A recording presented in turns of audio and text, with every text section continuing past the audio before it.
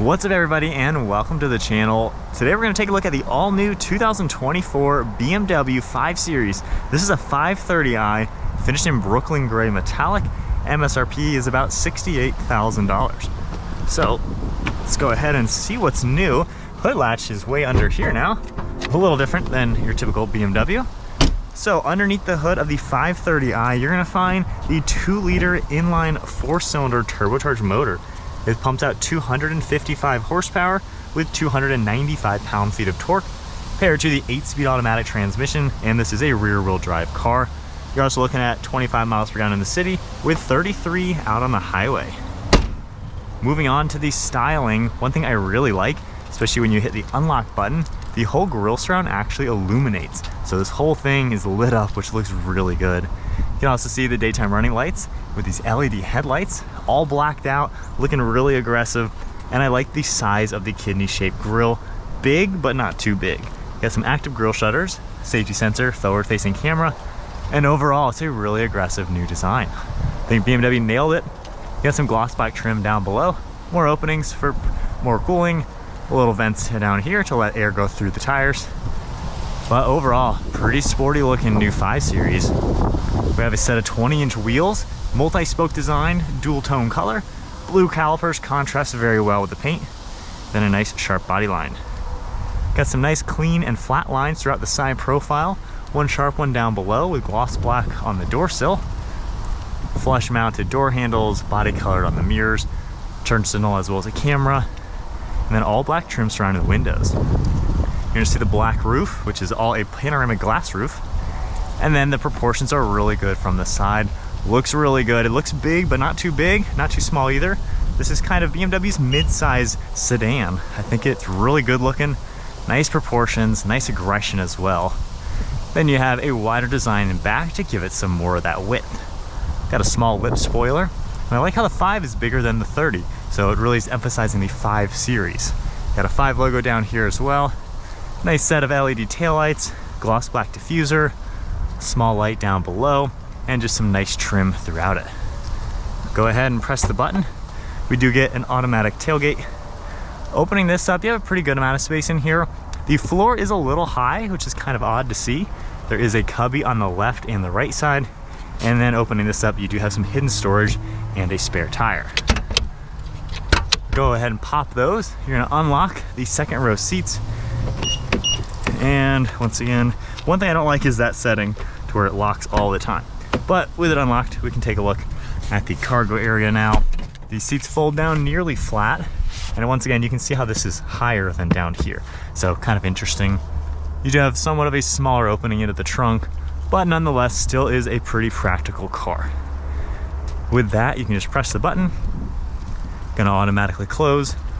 Then we can take a look at the overall interior. So pulling these back up, you have a nice door with some nice black material, padding for your armrests, grab handles, Harman Kardon audio system. And then at 5'11", sitting back here, it's a pretty roomy car. You're gonna see air vents, you have some plugs, storage. You can fit a tablet back here as well. And sitting here with a driver's seat on my height, I have plenty of space. Good visibility all around. Right in the center, you can pull this down, armrest and cup holders. And overall, pretty nice. Good sized windows, armrests, and they're at a good recline. Seats are nice to where, honestly, you fit pretty comfortably back here. Now let's move on to the driver's seat. So far, it feels like a really nice upgrade.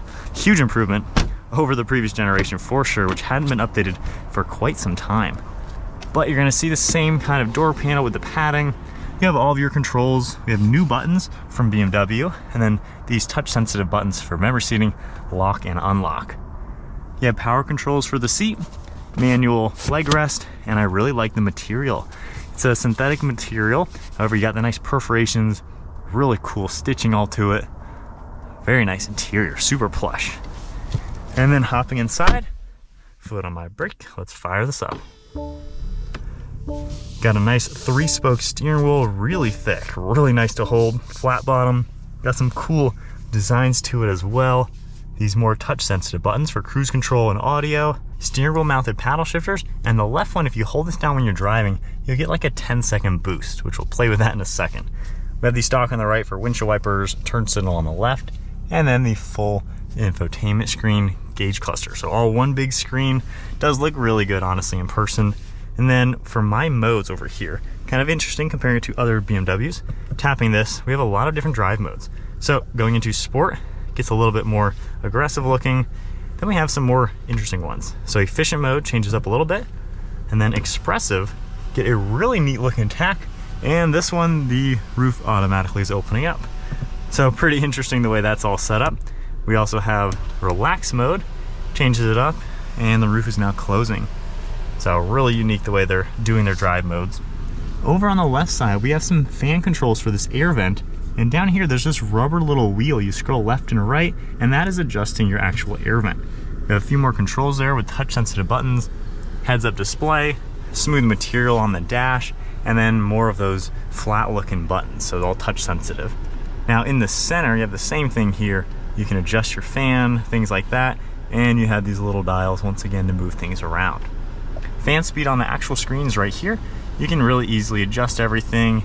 Heated seats and steering wheel. You can adjust a few more items.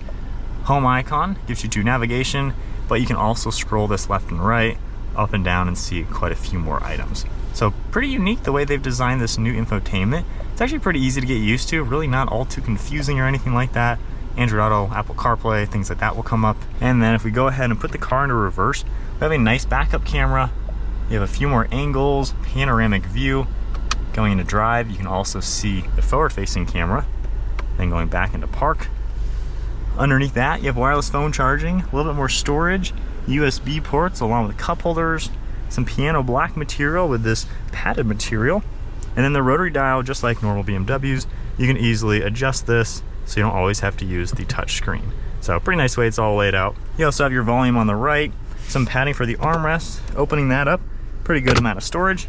And then there's a button up here to open up the glove box. One last look at the interior. New 5 Series looks great. This is definitely a really good looking interior and exterior. Massive sunroof, controls and dome lights up on top, and garage door buttons. All right guys, so we are setting off now in the new 5 Series. One thing cool, like I said, that boost icon, if you hold this left paddle down, you now have a 10-second timer where it says Sport Boost.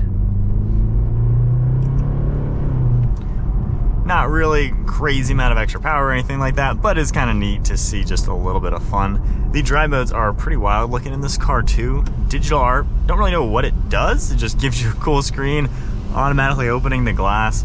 So just kind of some fun ways to change the design of the screens and of course just fine tune the way the car drives a little bit. Normal driving, you don't really honestly notice a big difference with how the car is going to drive. So we'll just go to normal efficient mode, just drive it like normal. This is a really nice car. Now I've driven the previous generation, the 2023, not too long ago. It was a fine car, drove great, even with a 4-cylinder, still a pretty nice power plant. However, this new design, everything is a huge step up. I love this thick steering wheel. It feels awesome, honestly. Like this is a cool M-style steering wheel for sure. The buttons all look cool on it. Great visibility, as you would expect. And it is insanely comfortable and quiet. You don't hear anything. Visibility is good. The seat is super comfortable with all the different controls. I mean, you can just drive this and be so relaxed. And for being, you know, nearly 70 grand, I'd say, yeah, it's a nice chunk of change for a 4-cylinder luxury car. However, the buyer of a 530 doesn't really care. They don't need the extra power. They just want a really nice place to be without spending $100,000 on a luxury brand. So I think this does kind of serve a purpose in giving you a luxury brand car that actually drives like a higher end vehicle without being super expensive. 70 grand, still not cheap, but there are so many $100,000 sedans that are just as nice as this, or this is just as nice as. So I think if you want to not really care about performance and you just want a nice all-around car, this is a really good way to go. But the cool thing is, if you go into any of the fun modes or anything, let's say just sport mode, it is peppy enough. Giving it some gas, I mean, we're getting up to speed to 60 super quickly. If you really want to add some power, hold that down, and you got extra power. So it's plenty quick to get up to speed, to merge into high-speed traffic. You're not going to have an issue or anything like that. So I think it's well done. Nice place to be. Use of materials is really good. A little interesting to get used to the climate controls, especially being on the screen and not really having physical controls. These little joystick things work well, kind of awkward to hold, I would say, but you get used to it. It's not that difficult. And then adjusting fan speed and all that stuff is pretty simple. So it's pretty cool. You got the touch sensitive buttons, which again might take some getting used to, but this is very modern. It's up to date. I'd say past up to date, because a lot of cars don't have all this touchscreen stuff, but it's not overboard. So I think it's nice to use, easy to use, and yet techie and savvy, like modern stuff. So pretty cool upgrade. I think BMW did a great job. Once again, just kind of nailed it. The design is fantastic, and the interior fit and finish is pretty cool. This is just plastic, so not the biggest fan of just plastic, but, and you know, a lot of the piano black. But nonetheless, I think overall they did a really good job on this, and certainly something to take a look at.